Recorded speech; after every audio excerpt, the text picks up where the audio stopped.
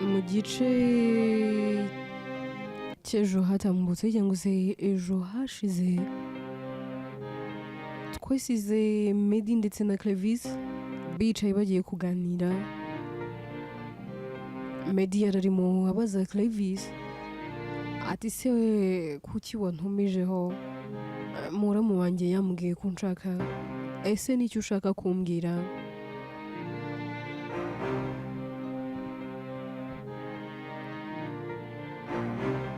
Inkuru yacu reka n'ubundi tuyitangirire kuri aba bombi babiri baba bicaye n'ubundi bari gusangira icyo kunywa. Clevis akabwira Medi ati ariko niba ukeneye n'icyo kunywa nta kibazo, n'icyo kurya nabwo nta kibazo baguhereze. Medi ati oya, reka tuganire, mfite inshingano nyinshi, mfite kujya kwa muganga, mfite kujya kureba abana, rero ntago ndi butindane nawe, ahubwo uko nari nabikwemereye mbwira byihuse. Ni ukuri ndahari rwose, ariko mfite igihe gitoya. Clevis ati ntacyo rwose, nta kibazo.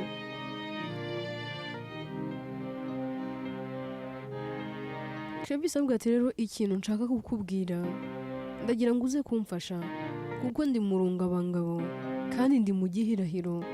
Ni wowe wenyine ushobora kumfasha, ni nawe wamfasha kumenya ukuri mu gihe Debora we adashaka kumbwiza ukuri.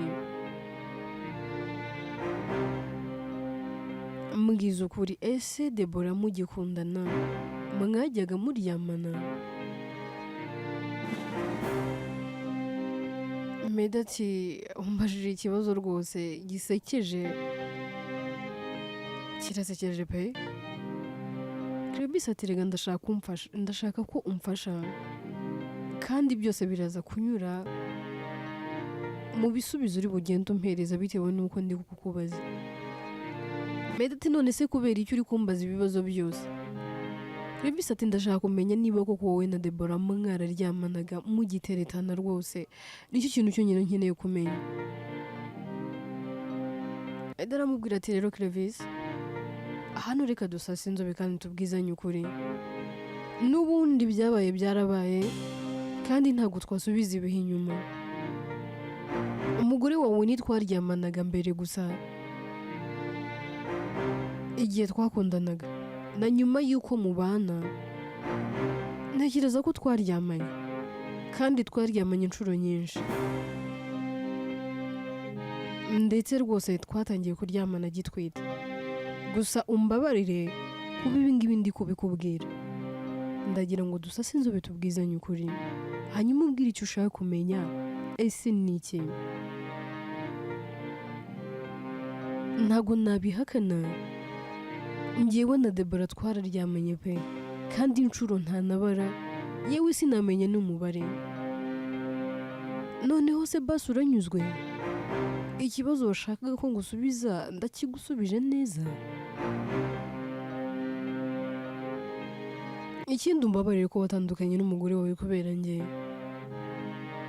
ariko ibyo nakoze byose reka nkubwize ukuri, nubwo Debora ntigeze mbimubwira, niwe muntu wa mbere ngiye kubwiza ukuri. Yewe na muramu wanjye Carrie ndetse n'umugore wanjye Akim nta n'uyu n'umwe uzi ukuri, na mubyara wanjye Raoul sinigeze mubwiza ukuri, niwe muntu wa mbere ngiye kubwiza ukuri.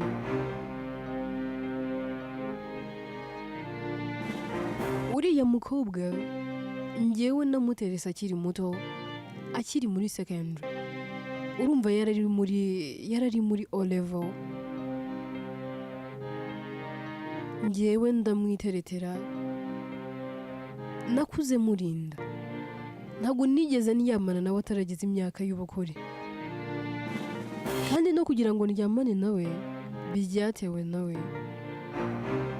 Njye naramurindaga, ariko umunsi umwe naje kugira intege nke, nawe ntiyankaruma, birangira turyamanye. Ntabwo nicuza kuba nararyamanye nawe, kuko naramukundaga. Debora namubonagamo umugore wanjye w'ahazaza, namubonagamo mama w'abana banjye, ariko yaje kuntengwa ku munota wa nyuma. Nakubeshye bwa mbere menya yuko Deborah afite ubukwe nabibwiwe na Kari, muramu wanjye, umugore wa mubyara wanjye. Njyewe na Kari, yewe na Raoul na Deborah twari couple zizwi ahantu hose bari batuzi. Mbese mubyara wanjye yakundanaga na Kari, nanjye nkakundana na Deborah. Ariko Deborah yaje kudutenguha ubwo yahitagamo kubana nawe, yewe yarangiza akabiduhisha ntanabimbwire. Gusa hari yabikoze agira ngo andinde, nubwo n'ubundi ntacyo byatanze, ko byarangiye Kari ubwo abinyibwiriye. Nakubeshye, kwakira ko Deborah agiye kubana n'undi mugabo byarangoye, yewe sinabashaga no kubyiyumvisha. Byambanye ihurizo rikomeye, mbese byabaye nk'agaterera nzamba kuri njye. Numva nanze isi n'abantu, numva nanjye ubwanjye ndiyanze. Nagiye mu bitaro, narabirwaye kandi mbirwara igihe kinini.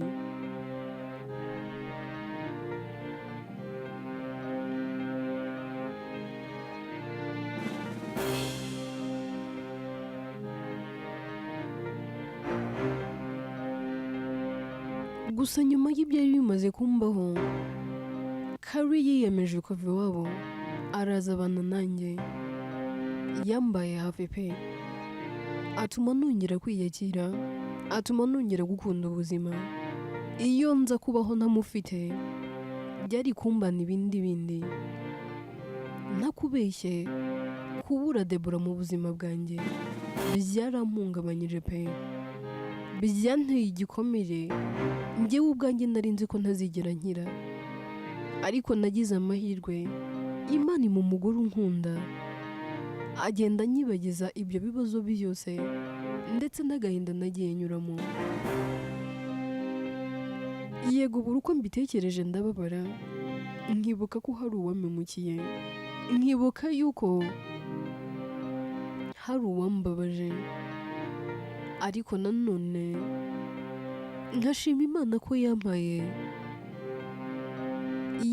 umuhoza, yampaye umumararungu, yampaye unkunda by'ukuri kandi by'impamo. Umugore wanjye yampaye impamvu zo gutuma nongera kwizera ko urukundo rw'ukuri rubaho, mu gihe Deborah yari yarampaye impamvu zo kubona ko gukunda ntacyo bimaze. Nyuma y'uko Deborah mbabaje, naravuze ngo nzamwishyura, naravuze ngo nzatuma ababara ku buryo ubuzima bwe bwose azajya yicara akumva umubiri we wose uratonekara kandi ntawamukozeho. Naravuze ngo nzamubabaza ku buryo azajya yicara akarangwa n'amarira n'agahinda gusa. Byose rero nakoze n'umugore wawe, biriya birimo kuguca inyuma, ntabwo nabikoze kuko mukunda, nari ndimo nihorera. Naravuze ngo ahari reka nanjye muteshe igihe nk'icyo yantesheje, nanjye mwambure icyo akunda mu gihe agihanze amaso, ahari wenda azumva uko biryana. Deborah yanyambuye icyo nakundaga n'umutima wanjye wose, ari cyo we. Rero nanjye namwambuye umunezero we, ari rwo rugo rwe. Nagira ngo byibura nawe yumva uko biryana kuba wahemukirwa n'uwo wizeraga. Deborah yarazi ko nyuma yo gutandukana nawe njye nawe tuzabana, ariko yaribeshyaga.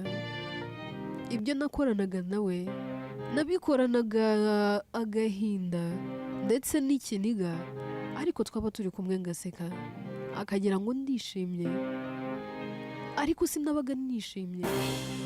Iteka impeta yabaga yambaye ku kiganza zanijyaga mu mutwe. niyo yambwiraga ngo reka nahe nsanga umugabo n'umwana, nabyo byanyibutsaga yuko atari uwanjye kandi atazigera aba uwanjye, ahubwo ari uwundi muntu. Revisi biramurenga, akumva inkuru atari yiteze kumva.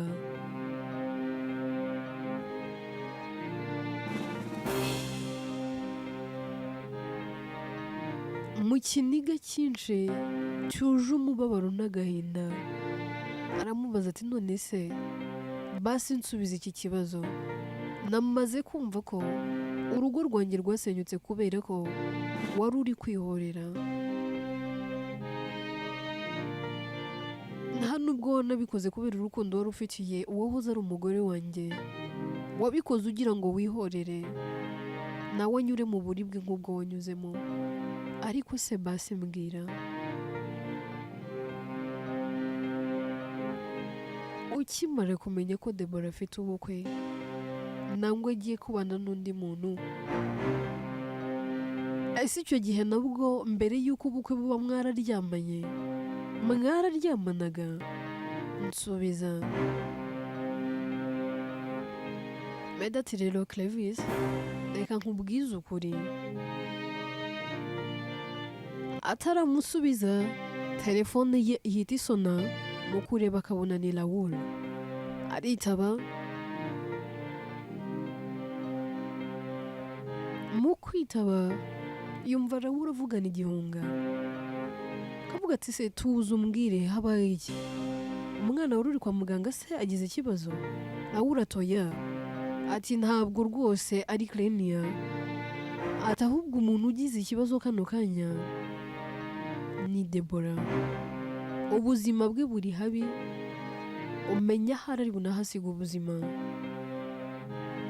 Ahantu uri ndakwinginze banga uko dufashe, twebwe byadushoboye turebe ko tumugeza kwa muganga. Medi nta kindi kintu akora, ahita abwira Clevis akamubwira ati umbabarire ariko nakiriye telefone iri kumuruza none ahangaha kandi birihutirwa. Reka icyo kibazo nzakigusubize ikindi gihe nitwongera guhura. Meda ahita ahaguruka akirukana rwose akerekeza ku modoka ye, akagenda avugana na Raoul. Agera ahantu Raoul ari, agasanga Debora ameze nabi, amaso yagiye, amaboko ntari gufata, mbese ameze nabi cyane. Ahita amushyira mu modoka akamwihutana kwa muganga. Abaganga batangira kumwitaho, ariko ubuzima bwe buba buri habi cyane. Ashira akanya gato abaganga bagasohoka bakavugana na Raoul ndetse na Medi. Medi ahita abaza ati mwadufasha kumenya se ikibazo yaba afite? Abaganga barababwira bati muratwihanganira ariko umurwayi wanyu yanyweye ibintu byinshi bishobora no kumwambura ubuzima. Ubuzima bwe buri habi cyane, twe twakoze uko dushoboye, ahasigaye naho Imana.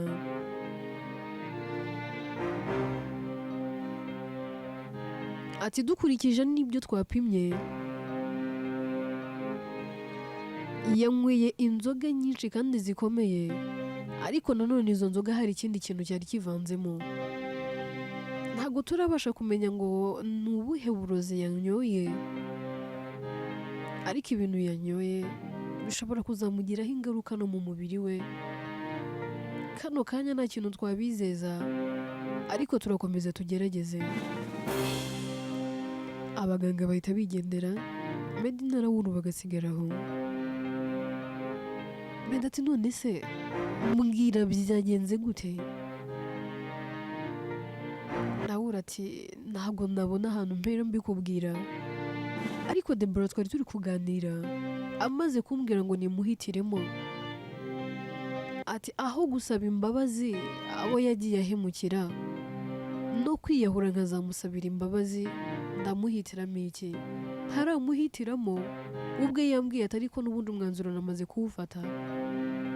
Mu bigaragara ubwo twari twicaye turi gusangira yanywaga inzoga zirimo ibintu byica, kuko wabonaga asa naho ibintu ari kunywa nanjye ubwanjye byari byanshobeye, kuko Debora nabonaga yaratondukanye n'uwo nari nsanzwe nzi. Mbeda ati ni ukuvuga ko Debora yagerageje kwiyambura ubuzima, Debora yagerageje kwiyahura. Ndahura ati nanjye niko mbitekereza. Bakiri aho Ekimu ndetse na Kari nabo bahita bahagera. Kari mu marira menshi ari kurira ubona afite igihunga cyinshi, ahita abaza umugabo we ati mbwira Debora ameze ate? Sinitaye ku bugoryi bwe, sinitaye ku mafuti ye, ariko uriya ni inshuti yanjye, yewe twarakuranye twarareranywe. Mbere y'uko mama wapfa yari azi ko turi inshuti magara, yewe yajyaga anatwita agati gakubiranyije, yavugaga ngo ahari tuzanashaka umugabo umwe kubera ukuntu twari inshuti. Ntabwo nitaye ku bugoryi bwe bwose, ndumva muhangayikiye. Mbwira ese ameze ate? Inshuti yanjye yo mu buto yaba imeze ite?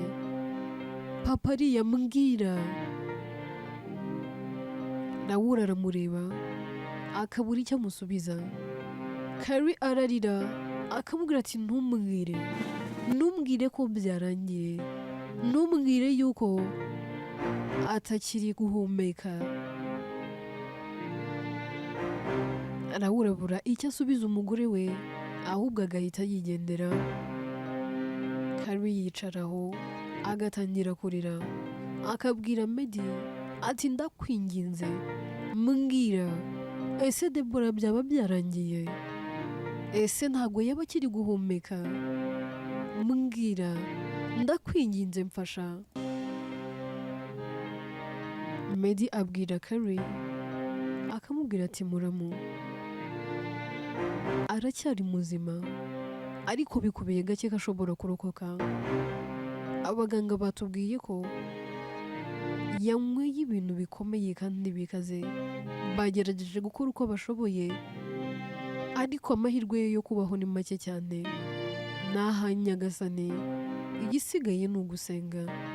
Nanjye ndumva mfite ubwoba, nanjye ndumva byandenze, ntabwo nzi ngo turakora iki, sinzi ngo iherezo ni irihe.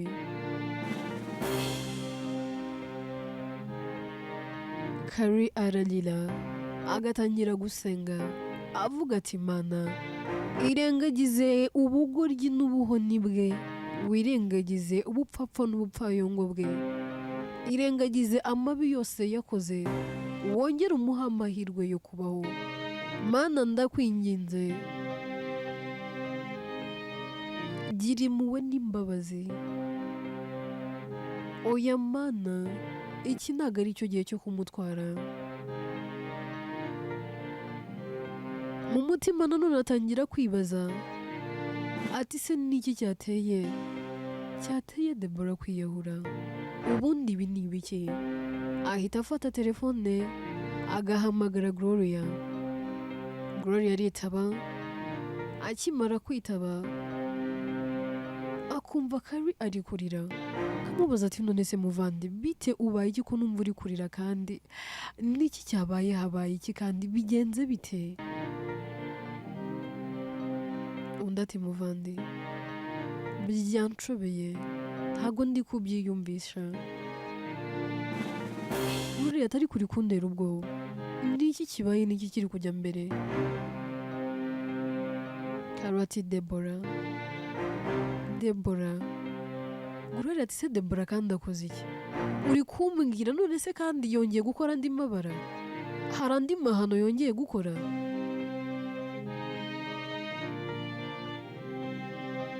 Kari ati Gloria, mukuru wawe ubuzima bwe buri habi, isaha n'isaha wakakira inkuru mbi, kubaho kwe bikubiye gake, Imana yo mu ijuru niyo yatabara. Gloria ahita avuga ati Kari ibintu uri kuvuga uri serious? Mukuru wanjye Debora, oya, mbwira byagenze gute? Undi ati Gloria, mukuru wawe yagerageje kwiyambura ubuzima, yanyweye ibintu, yanyweye uburozi, sinzi ko ari buze kurokoka. Gloria ati mpereza address y'ibitaro murimo nze mbarebe. Arabati ndaje nkoherereza location uze udusange kwa muganga. Ahita akopa.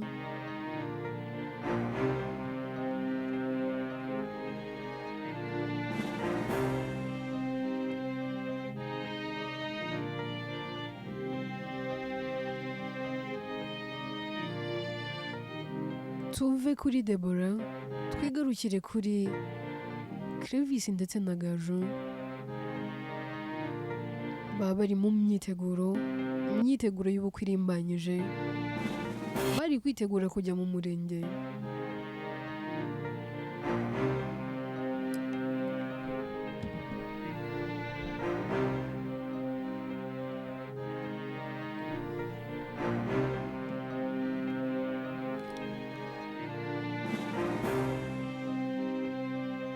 Gaju abaza umugabo we akamubaza ati se be tugiye kujya mu murenge, ariko se turaza gusezerana gute?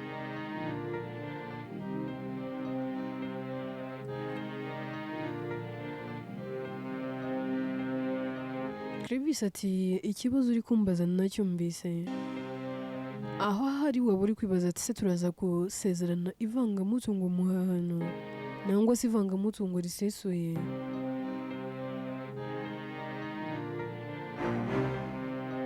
Clevis yitegereza umugore we akamureba mu maso akamubwira ati rero umugore mwiza reka ngusubize, njye nawe tugomba gusezerana ivangamutungo risesuye, nta byamuhahano. Icyizere ngomba kukugirira ugomba kukirinda. Ntabwo natekereza ko uzambera nk'umugore wa mbere ngo ugire utya ugende. Ati kandi ndashima Imana yuko nta kintu cyanjye n'iki na kimwe kigeze kigenda, cyane ko ugutandukana kwanjye n'umugore ari we byaturutseho, niyo mpamvu ubona ntigeze ngabana nawe. Rero niba uwa mbere naramugirira icyizere, ntabwo wowe kukwizera byananira, kuko hari ikindi kintu wanyubatsemo. Erega n'ubundi ibyinshi mbikesha wowe kubera ko ukora akazi kawe neza kandi ibintu byose biba biri ku murongo.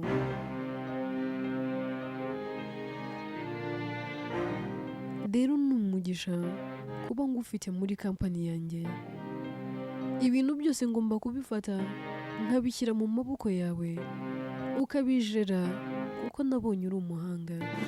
Ndabizi tuzagera kuri byinshi, rero ntugire ubwoba ngo wibaze ngo ese tuzasezerana gute. Mu kanya gato kari imbere njye nawe turaza kuba turi umugore n'umugabo. Gaje ahita amubwira ati ariko ntabwo wigeze umbwira, Meddy yaba yakwemereye? Ese koko Kireniya ntabwo yaba ari uwacu?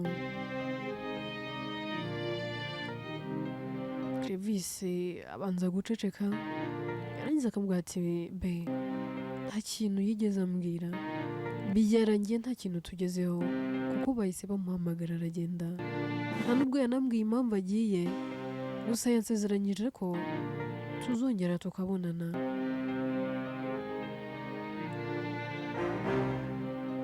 Gaje ati okay, basi reka nizere ko bitari buze kukwicira mudu nangwa se ngo bize kwica uyu munsi wacu. Clevis atoya be uyu munsi ni njye nawe. Ahita amufata ikiganza bagasohoka bakerekeza ku modoka. Baba bafite n'abandi babategereje bagiye kubaherekeza mu murenge, bakinjira mu modoka ubundi bagahita berekeza ku murenge.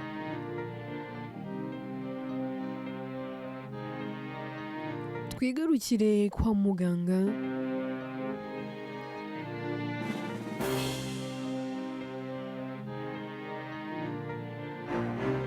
tugaruke kuri Clenia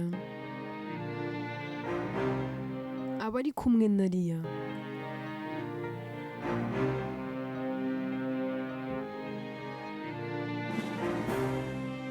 Ria aba arimo amuganiriza amubwira ati njyewe nitwa Ria, harya wowe witwa nde? Clenia aramwitegereza akareba uburyo kariya ari keza, ari akana gashimishije, akamubwira ati ndi mukuru wawe, jya unyita mukuru wawe.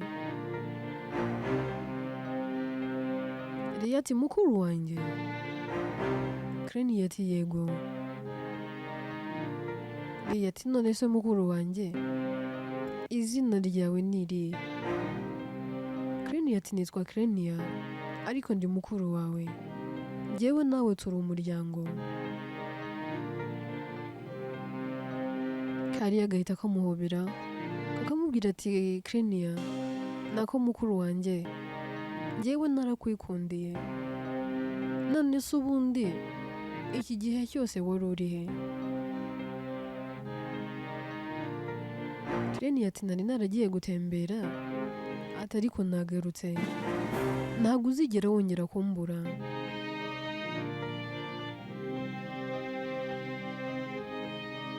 Ria ati none se tuzataha ryari?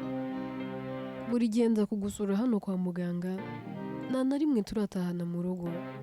Ndaza kubaza dad na mom impamvu uhora hano wenyine, buri iyi nshuro turatahana.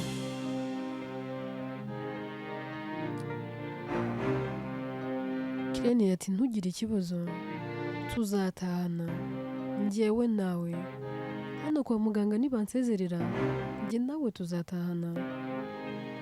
Ria ati none se ko numva uri kubigira kera, uyu munsi tugomba gutahana. Ataramusubiza Dr. Hamza ahita yinjira akaramutsa Clenia, cyangwa tumeze ute? Clenia ati ndumva meze neza nta kibazo, aturetse ikibazo cy'uko amaguru yanjye nyine ntago abuja, ntago nshobora kugenda.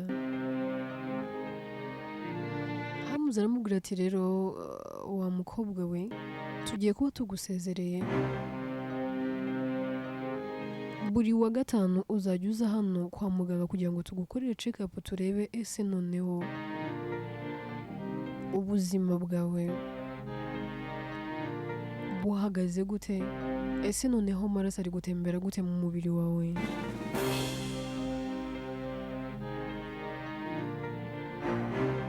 Turumva twaba tugusezereye tukajya tugukurikirana uri mu rugo, ese hari icyo byaba bigutwaye? Clenia ati nta kibazo doctor, nanjye aha hantu rwose ndaharambiwe kuko mumaze igihe, amezi 6 ndi mu bitaro, ni menshi nukuri doctor. Doctor ati yego nibyo, ariko wibuke ko wamaze amezi 3 muri koma, kandi ni igihe kinini, ngira ngo ahari ni nayo mpamvu ibice byawe bimwe na bimwe by'umubiri bitari gukora neza, wamaze igihe kinini muri koma.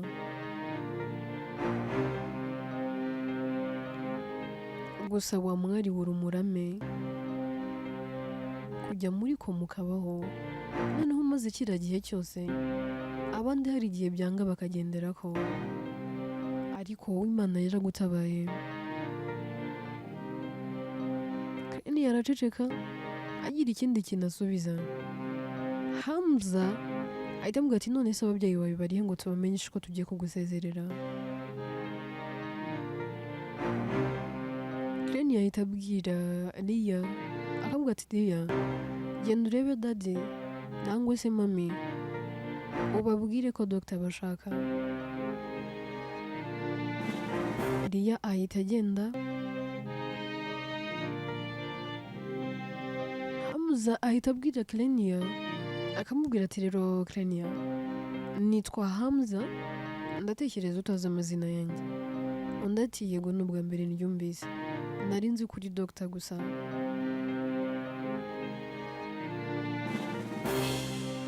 Akira kano gapapuro, iyi ni namba nkoresha,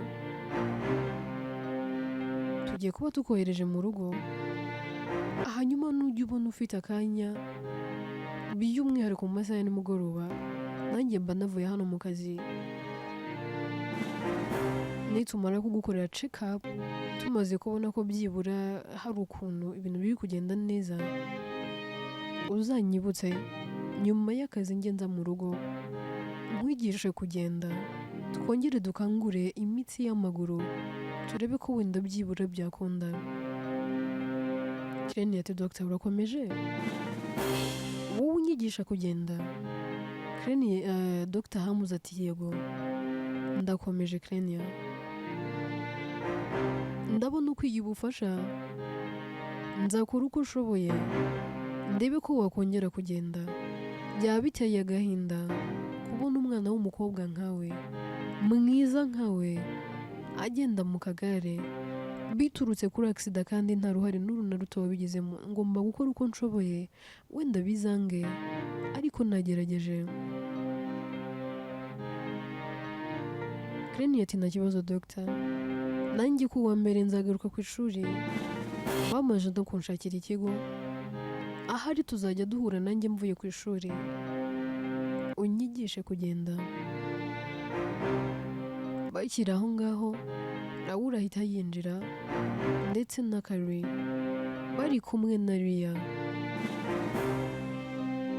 Hamuze ahita ababwira ati nagira ngo mbamenyeshe ko tugiye gusezerera umukobwa wanyu, gusa every Friday azajya aza gukoresha check up kugira ngo turebe uko umubiri we umeze, turebe niba hari imiti tugomba kongera gukangura kugira ngo yongere agende.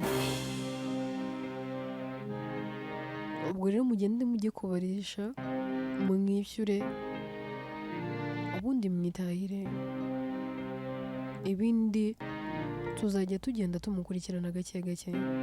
Ahura ati murakoze dogita. Hamuze ahita yigendera,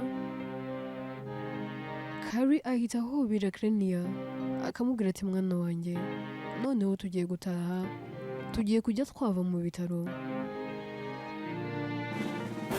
Raoul ati wibuke ko tugomba guhita tukujyana no kwiga.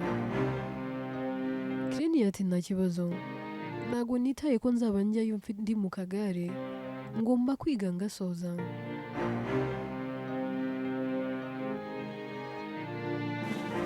Tuve kuri Kireni ndetse n'abo mu muryango we, twigarukire kuri Logan. Logan aba yarasoje kwiga, asigaye ameze neza, ariko yakicara agatangira kwibaza ati se Kireni noneho yababaye hate, ese noneho ibye byaba bimeze bite? Yicaza mama we akamubwira ati mama, hari ikintu nshaka kukubwira. Undi ati mbwira mwana wanjye ndakumva. Aramubwira ati mama, mfite umwana w'umukobwa nkunda cyane n'umutima wanjye wose, nagerageje kumwikuramo ariko byarananiye, ngerageza kumwibagirwa ariko sinjya mbasha kumwibagirwa, kandi hashize igihe kinini mvuye mu Rwanda. Rero hari ikintu nshaka kukubwira mama, wanyemerera nkagaruka mu Rwanda byibura nkajya kureba ko akiriho? Ndumva mukumbuye, nkeneye kumenya ese yaba ameze ate. Inkuru yacu rero reka tuyisubikire ahangaha. Icyo kwibaza ni kimwe, ese mama Logan araza kumwemerera nangwa ntari bubyemere? Debora se w'ubuzima bwe buri mu kaga araza kubaho nangwa arahasiga ubuzima? Ese Kireni koko ni uwa Medi nangwa tuzasanga ari uwa Clevis? Byose rero tuzabyumva mu bice bizakurikira. Inkuru yitwa Mbabazi Naguha, njyewe nitwa Atete, ni njye uyandika kandi ni nanjye uyibagezaho. ibitekerezo byanyu ni ingenzi kandi ni nyamibwa.